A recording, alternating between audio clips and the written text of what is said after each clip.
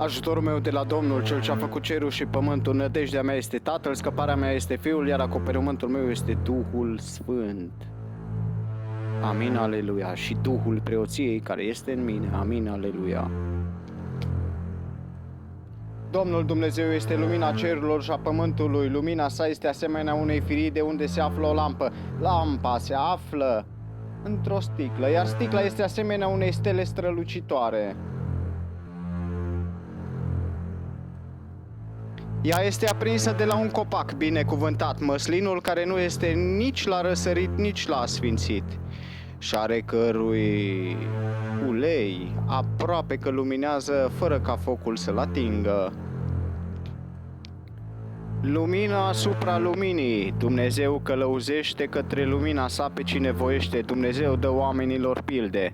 Dumnezeu este atotcunoscător. Iar acea lampă este inima omului, unde trebuie să fie lumina lui Dumnezeu. Unul este Dumnezeu, Dumnezeu absolutul. El nu naște și nu se naște și nimeni nu este asemenea.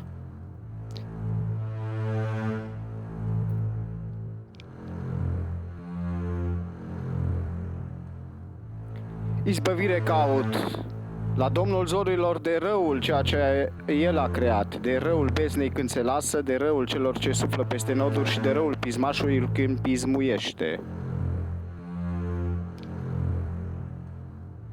Izbăvire caut la Domnul oamenilor, regele oamenilor, Dumnezeul oamenilor, de răul șoptitorului furișagului fugar, cel care șoptește rău în inimile oamenilor, fie el dintre gini ori dintre oameni. Slavă lui Dumnezeu, Creatorul împărăției cerurilor, Creatorul tuturor lumilor, Dumnezeul Dumnezeilor, slavă ție, amin, aleluia.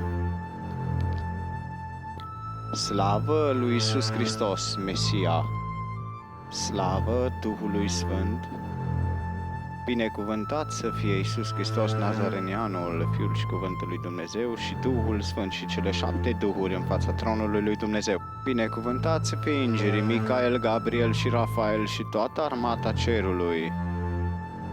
Binecuvântat să fie Avram, de Dumnezeul cel preînalt, ziditor al cerului și al pământului, și binecuvântat să fie Dumnezeul lui Avram, Dumnezeul meu, amin.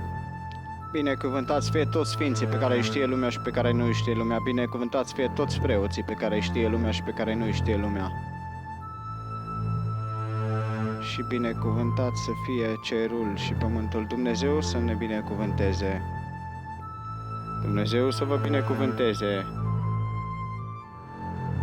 și să ne ierte în mila Lui cea mare. Dumnezeu să ne binecuvânteze și să trăim și să ținem legile lui Dumnezeu. Amin.